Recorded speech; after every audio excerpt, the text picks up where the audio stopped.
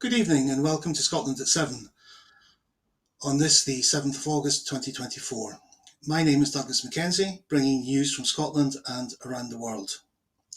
Now, politicians need their summer holidays as well, so we have no guests in the studio tonight, so it will be a somewhat truncated programme. We begin, as always, with the Ukraine update. On this, day 896 since Russia's full-scale invasion of the country. Russia's defense ministry said about 300 soldiers from Ukraine, backed by tanks and armoured vehicles, launched a cross-border attack into the Kursk region on Tuesday, while fighting was reported as deep as 6 miles inside Russia. Fighting took place between the border villages of Nikolaevo-Daryino and Oleshnia, and as far inside Russia as the fringes of Sudza. 2 strikes on Russian trailers loaded with tanks were photographed from overhead, according to reports on social media. Ukraine's political leaders and defense ministry did not comment on the situation, but a junior official acknowledged the attack was taking place and indicated it had not been defeated.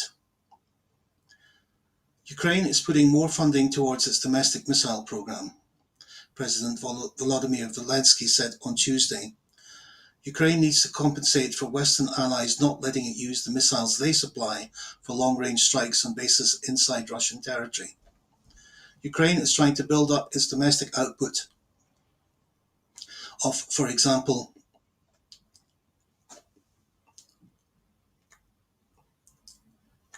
excuse me for one moment.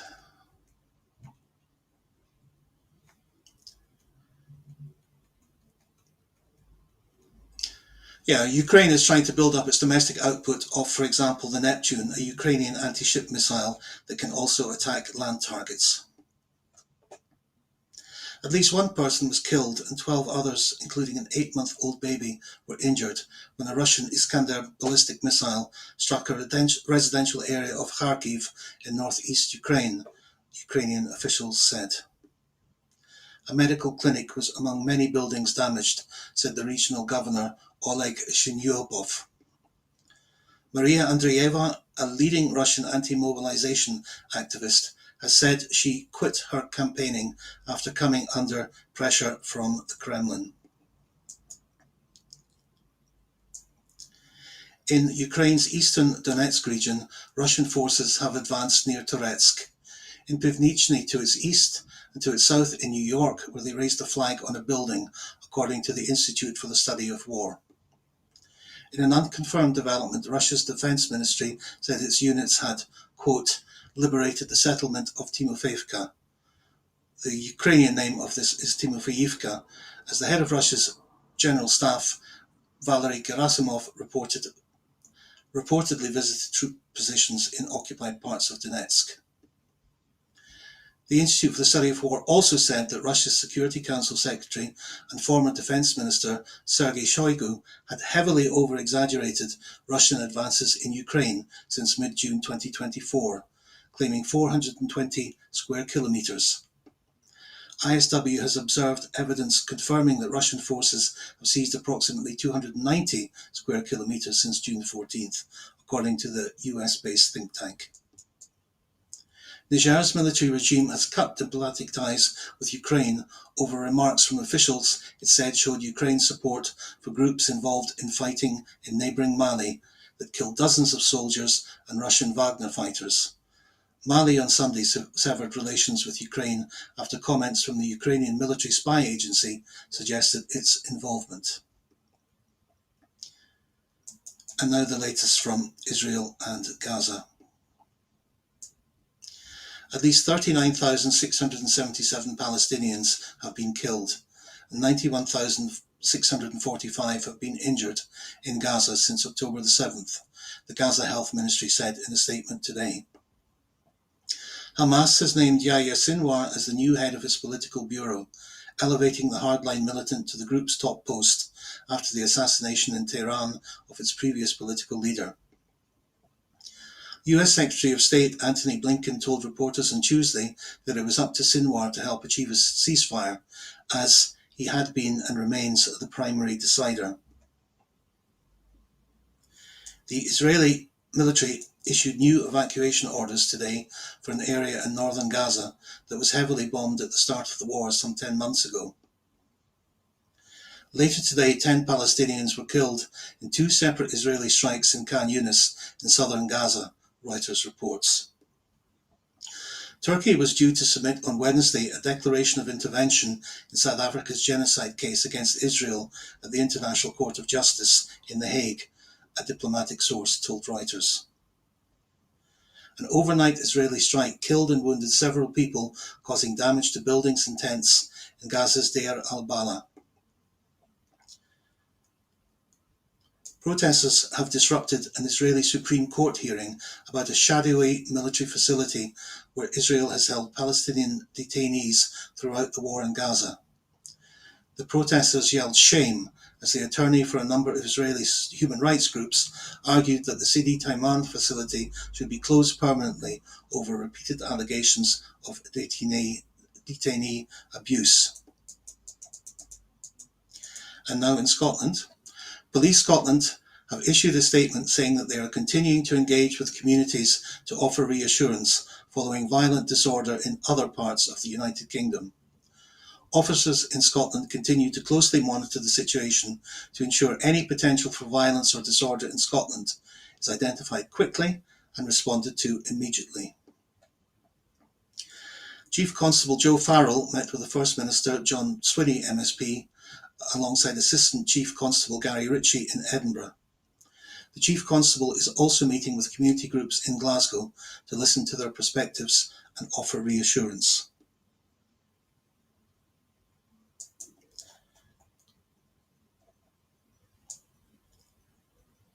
Assistant Chief Constable Gary Ritchie, Gold Commander for the Policing Response, said, "We understand the concern, and officers right across Scotland are providing reassurance to communities across the country through enhanced patrols and direct engagement. We continue to closely monitor the situation to ensure any potential for violence or disorder in Scotland is identified quickly and responded to. Police in Scotland has strong relationships with the public, and we are grateful for the ongoing support of our communities. We are aware of a number of potential protests and counter-protests over the coming weeks, which will be policed appropriately, but we are not going to speculate on or add publicity to individual potential events." ACC Ritchie encouraged everyone to be responsible in their use of social media and not to share speculation or inaccurate information. He asked that people please think twice about what you read, share and believe from online sources. He added that violence and disorder is not legitimate protest, and anyone who engages in disorder will be dealt with swiftly and robustly. First Minister John Swinney has held positive talks to provide further reassurance to people across Scotland in the context of ongoing disturbances and disorder in parts of the UK. The First Minister met with representatives of faith and refugee groups at Bute House this morning to show solidarity with communities across the country. He then met with Scottish political party leaders and Police Scotland representatives to discuss the situation in Scotland and the rest of the UK. Speaking after the meetings, the First Minister said, "My positive meetings today were intended to provide reassurance that this is a time for solidarity and that we are united in our opposition to anyone who would seek to use disorder to divide people. I have drawn together faith leaders from across communities in Scotland to express our solidarity together. We respect each other and we want everybody to be safe within our society." I've also brought together leaders of political parties in Scotland for a briefing with Police Scotland to enable the police to set out the work they are undertaking to keep people safe in Scotland should we face any events of the type that we have seen in other parts of the United Kingdom. The displays of violence, prejudice and Islamophobia seen in other parts of the United Kingdom have no place in democratic society, and I want to reassure people in Scotland that we have plans and preparations in place to ensure everybody is kept safe. We are absolutely not complacent and remain vigilant. I am in regular contact with the Chief Constable, who has reassured me that Police Scotland has the capability and resources in place to respond should we face the same challenges. The First Minister met with representatives from the following faith and refugee groups: Scottish Hindu Foundation, Scottish Association of Mosques, the Scottish Council of Jewish Communities, Church of Scotland, the Scottish Episcopal Church, the Muslim Council of Scotland, and Scottish Refugee Council. The First Minister also met with Joe Farrell, Chief Constable, Police Scotland, Alan Spears, Deputy Chief Constable of Police Scotland, Gary Ritchie, Assistant Chief Constable of Police Scotland, Douglas Ross, MSP, Scottish Conservatives leader, Anna Sarwar, MSP, Scottish Labour leader, Lorna Slater, MSP, and Patrick Harvey, MSP, from the Scottish Greens, and Alex Cole-Hamilton, MSP, from the Scottish Liberal Democrats. In England now, the National Police Chiefs Council has issued a statement promising that forces across the UK are taking a hard line on suspects of violent disorder, adding that about 120 people have been charged and 428 arrests made, with that number expected to rise significantly day by day. In the statement, it says that some of the measures taken include remanding suspects who have no previous convictions as a deterrent, and minimising or even avoiding releasing on pre-charge bail to ensure swifter justice. It says that police chiefs have asked that those charged be named and shamed publicly. A rioter who punched a police officer in the face during violent unrest in Southport has been jailed for 3 years, in the longest prison sentence so far over the far-right disorder in England and Northern Ireland. Derek Drummond, aged 58, pleaded guilty to violent disorder and assaulting an emergency worker during a riot in the Merseyside town. Judge Andrew Menery KC said Drummond was part of a large and unlawful mob who had effectively hijacked Southport's grief as part of the disorder, which left a mosque under siege and more than 50 officers injured. He said, "Every decent member of the community affected by these events will have been appalled, horrified, and deeply disturbed by what has taken place in their neighbourhoods." The hearing at Liverpool Crown Court was told that an unprecedented 93 Merseyside police officers had been injured over the past 8 days, with more injuries being assessed daily. In a statement read to the court, the Merseyside Police Chief Constable Serena Kennedy said officers had sustained a range of physical injuries, including a broken jaw and lost teeth, while some had been waking in the night with panic attacks. Drummond shouted "shithouses" before punching the Merseyside police officer Thomas Ball during the riot outside Southport Mosque. He was also seen throwing bricks at police as part of a riot in which more than 50 officers were injured and a riot van was set alight, Liverpool Crown Court was told. Another man, Declan Gearan, 29, was jailed for 30 months after admitting attempting to set fire to a police van during a far-right rally in Liverpool city centre on Saturday. Gearan could be seen in the TikTok video setting fire to the seatbelt of a police van. The vehicle had to be written off at a cost to the taxpayer of more than £32,000, the court was told. A third man, Liam James Riley, 41, was jailed for 20 months after admitting violent disorder in Liverpool city centre. Very drunk Riley was part of a crowd of 100 people, some of whom were throwing rocks and bricks towards police officers, the court was told. Police are staging their biggest mobilisation to counter disorder since the 2011 riots, with over 100 gatherings led by the far right expected to take place today. The number was higher than previously thought, with rallies expected to take place across most of England, police said. 41 of the 43 local police forces in England and Wales are bracing for potential violence. Tory leadership candidate Robert Jenrick has been criticised for saying on Sky News that police should immediately arrest any protesters shouting "Allahu Akbar," the Arabic phrase which means God is great. Jenrick speaking alleged that police have been treating far-right marches and violence more harshly than other protests. He said he had been angered by the way that pro-Palestinian demonstrators had been policed, perpetuating the discredited two-tier policing trope. Jenrick said, "I thought it was quite wrong that somebody could shout Allahu Akbar on the streets of London and not be immediately arrested, project genocidal chants onto Big Ben and not be immediately arrested. That attitude is wrong, and I'll always call out the police for it." Jenrick, who is one of the favourites to win the Conservative leadership, was criticised by the Conservative peer Saeed Awarsi and the Labour MP Naz Shah. The Muslim Council of Britain said, "We are shocked at Robert Jenrick's claim on Sky News this morning that those who proclaim God is great, or Allahu Akbar in public, should be arrested." Curbing child poverty by scrapping the two-child benefit cap would save hundreds of lives a year and avoid thousands of admissions to hospital, the largest study of its kind suggests. Sir Keir Starmer and his new Labour government have repeatedly refused calls from the SNP and Labour rebels to abolish the policy first announced in 2015 by George Osborne when he was Chancellor. Almost half of all children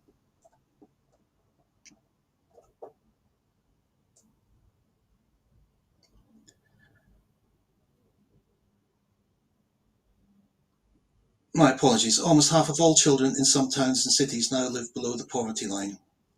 Researchers from the University of Glasgow, Liverpool and Newcastle have now shown for the first time the extraordinary impact of reducing child poverty with measures such as ditching the two-child benefit cap could have in England.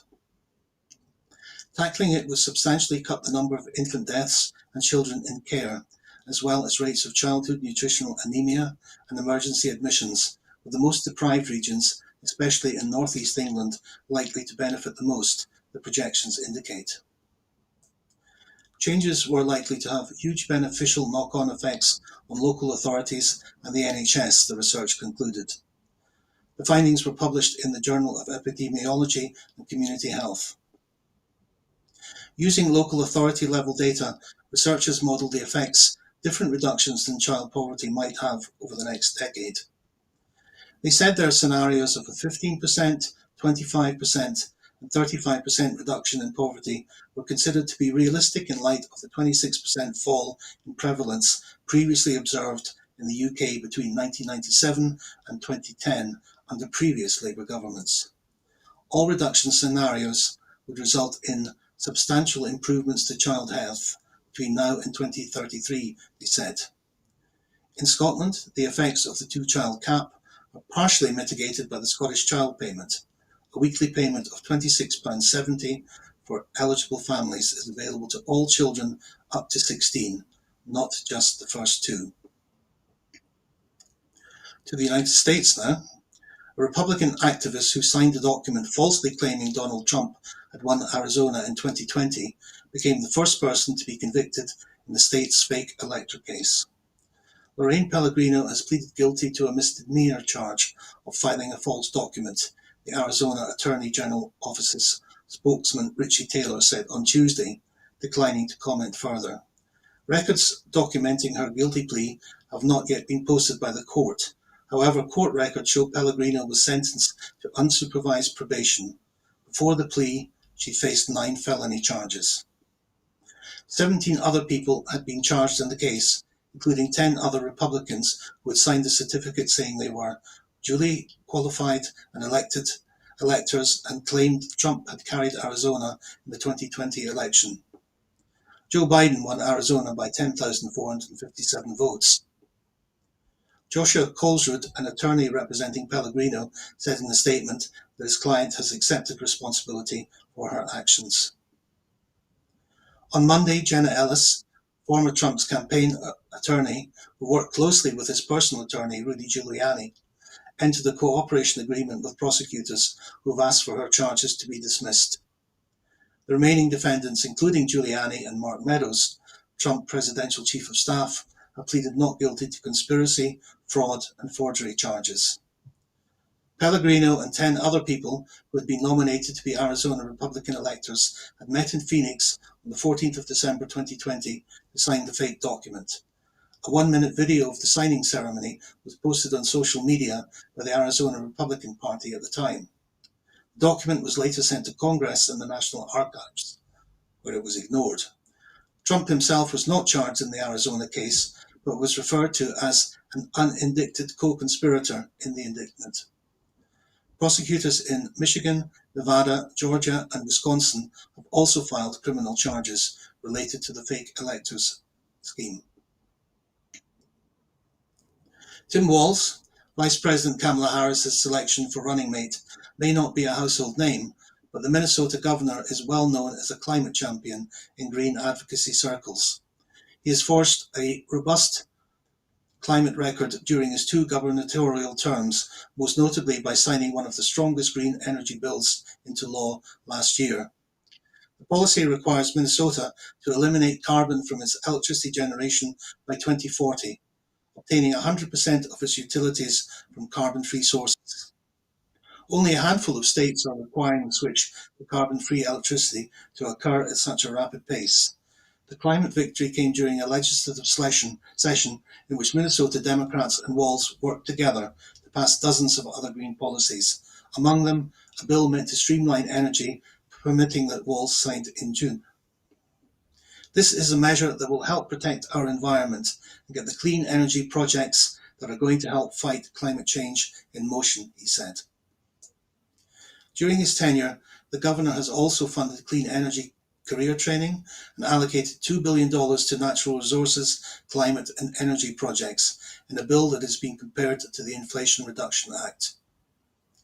In 2019, Walz formed the Climate Crisis Sub-Cabinet and Advisory Board within his administration, and 3 years later unveiled a plan that aims to slash planet heating emissions in half by 2030 and boost the share of electric cars on Minnesota roads to 20%. This issue will transcend whoever's elected, Walz said at the time. This issue is not going away. It needs to be addressed. Among Walz's other climate achievements are boosting Minnesota's mass transit, including by championing a new Amtrak trail line between the Twin Cities, Minneapolis-St. Paul, and Chicago, which came online in May. Under Walz's leadership, the state of Minnesota also tackled planet heating pollution from the building sector by updating its commercial buildings codes and energy efficiency rules while lowering utility costs for low-income households. In 2022, Walz's budget called for a $200 million investment in clean water and wastewater, and that year he signed a bill investing $240 million in lead pipe replacement. The governor has also been praised for his environmental rhetoric, with Time magazine calling him one of the country's most skillful climate communicators for his ability to tie green policies to the need for economic development and jobs. His appeal is broad enough that on Tuesday, both Alexandria Ocasio-Cortez, the Progressive Democratic Congresswoman who has championed the Green New Deal, and Joe Manchin, the Conservative former Democratic, now Independent Senator and coal baron, welcomed Walz's selection. Back to Scotland. Parents and carers are being encouraged to check their eligibility for financial support as the summer holidays end and they prepare for their children going back to school, as extra costs including new shoes, stationery and lunch boxes can soon add up. The 5 family payments administered by Social Security Scotland can help pay for extra back to school expenses alongside everyday family costs like food, clothing and days out. This includes the Scottish Child Payment, a weekly payment of £26.70 for eligible families with children up to 16. The payment is unique to Scotland and supporting over 329,000 children and young people. The 3 Best Start grant payments and Best Start Foods, also part of Social Security support, are designed to help families at key stages in their children's early years, including during pregnancy. There's no cap on the number of children in one family who can receive these payments. Up to the end of March 2024, over £829 million has been provided to families across Scotland through the 5 family payments. Speaking at Home Start Dundee, a charity that helps families with young children, Cabinet Secretary for Social Justice Shirley Ann Somerville said, "The most important priority for our government is eradicating child poverty, and we're committed to easing the pressure on families by getting vital money into their pockets at key stages in their child's life. We're already supporting thousands of families across Scotland through our 5 family payments, and wider Scottish Government support is also helping to protect them as much as we can from the impacts of the cost of living crisis.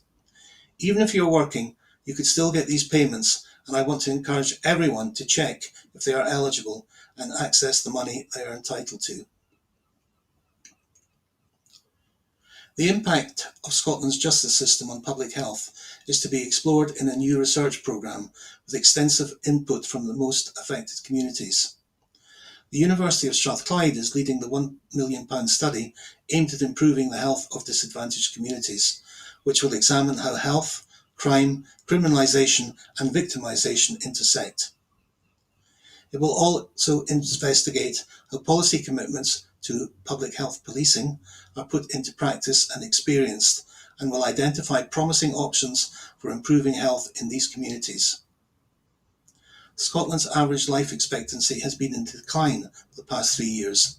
While COVID-19 has been one factor, other prominent causes include drug-related deaths. The country had 1,197 suspected drug-related deaths in 2023, and the rate, which includes deaths which occur in prison, is one of the highest in Western Europe. Evidence shows that people who are taken into custody or subject to supervision or post-release licenses often have extensive health needs which are not always met by current health and care systems. This means that they may not get the support they need, leading to worsening health. However, there's been little research into the effects of the justice system on people's health in Scotland, and as a result, little is known about the role the justice system plays in the health problems in marginalised communities. Working alongside people who live and work in these communities, including those who have had contact with the justice system, the researchers will combine existing evidence with new research to help develop potential approaches for health improvement. Part of the work includes exploring how new technologies might help improve access to health support for people who are in prison or have recently been released. They will also examine how police are changing the ways they work for community well-being, consider the impact of living in areas with high crime rates, and assess what happens to people's health when they leave prison.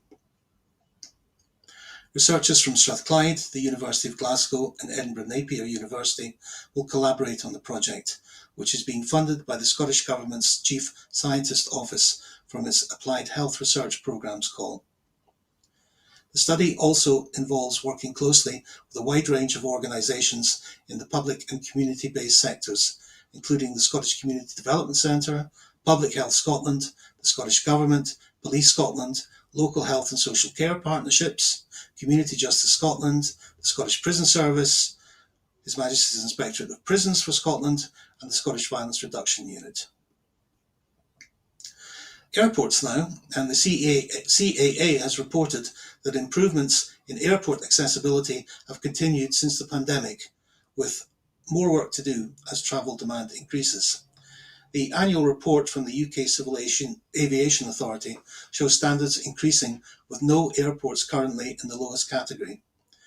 In the period from April 2023 to March 2024, 11 airports were rated very good. However, progress was more mixed across the UK. As demand for accessibility services increases, the regulator said that more still needs to be done to make the experience of disabled passengers as good as it is for other passengers and make air travel accessible for all. In Scotland, 6 airports were rated good or very good. Aberdeen Airport received a good rating, Edinburgh good, Glasgow very good, Glasgow Prestwick very good, Sunbury very good, and Inverness received a good.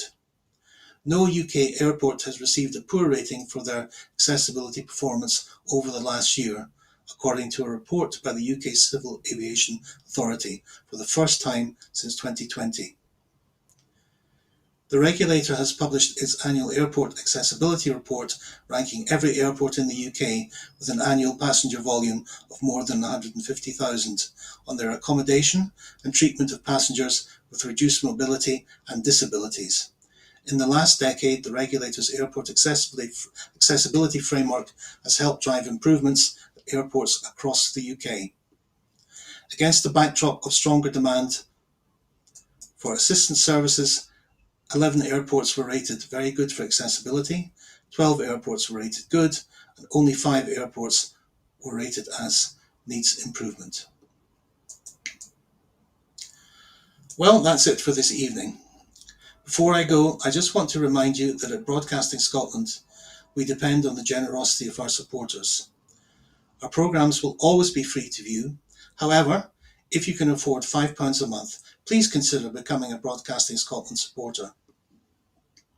To everyone who has donated, and to everyone who has signed up to make a regular monthly payment, thank you very much. Right now, we urgently need to increase our donations if we are to be able to pay our bills. We face costs of over £4,000 every month, but our income is just over £2,000 a month, and we are now facing mounting debts. Please donate whatever you can afford.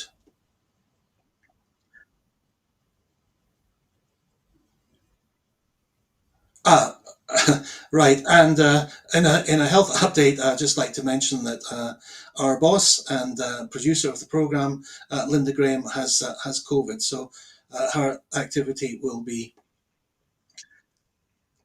reduced, and proudly claiming it's the first time she has ever had it. So um, there's a good advert for the vaccination program which is taking place in Scotland. So thank you very much, all of you at home, for watching. Please join us again tomorrow. Goodbye and good night.